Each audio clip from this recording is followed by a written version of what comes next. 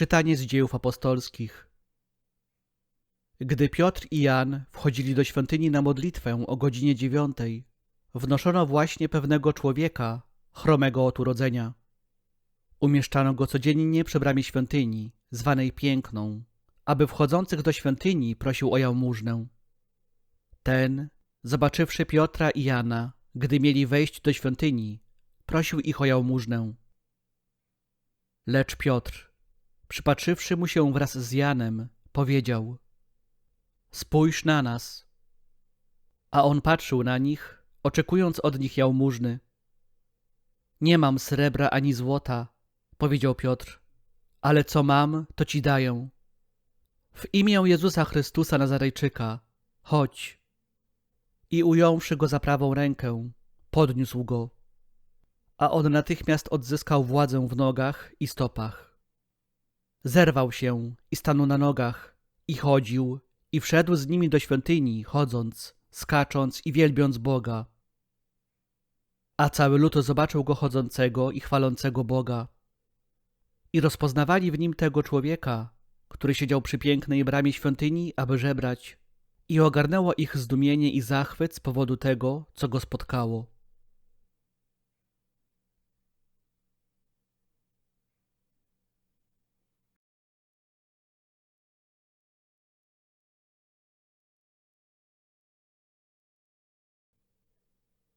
Słowa Ewangelii według świętego Łukasza.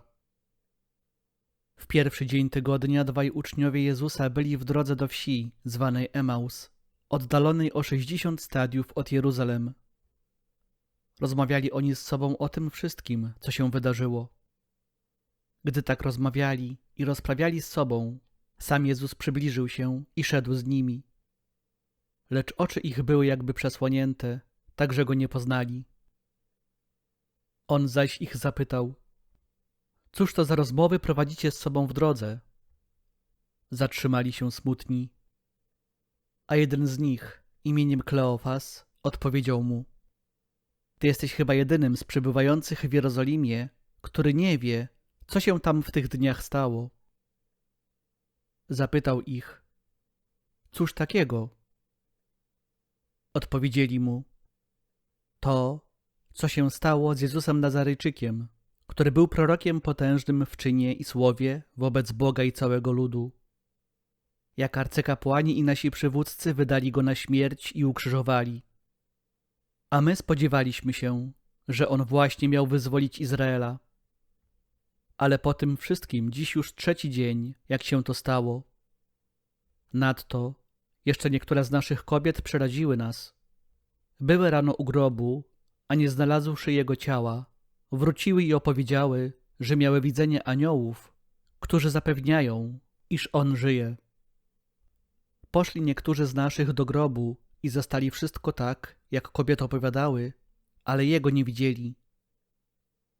Na to on rzekł do nich: „Oni rozumni, jak nieskore są wasze serca do wierzenia we wszystko, co powiedzieli prorocy. Czyż Mesjasz nie miał tego cierpieć, aby wejść do swej chwały? I zaczynając od Mojżesza, poprzez wszystkich proroków, wykładał im, co we wszystkich pismach odnosiło się do niego”. Tak przybliżyli się do wsi, do której zdążali, a on okazywał, jakby miał iść dalej. Lecz przymusili go, mówiąc: „Zostań z nami, gdyż ma się ku wieczorowi i dzień się już nachylił”. Wszedł więc, aby zostać wraz z nimi. Gdy zajął z nimi miejsce u stołu, wziął chleb, odmówił błogosławieństwo, połamał go i dawał im. Wtedy otworzyły się im oczy i poznali go, lecz on zniknął im z oczu. I mówili między sobą: „Czy serce nie pałało w nas, kiedy rozmawiał z nami w drodze i pisma nam wyjaśniał?” W tej samej godzinie zabrali się i wrócili do Jeruzalem.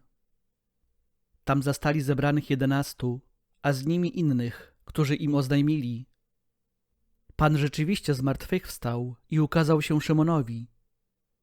Oni również opowiadali, co ich spotkało w drodze i jak go poznali przy łamaniu chleba.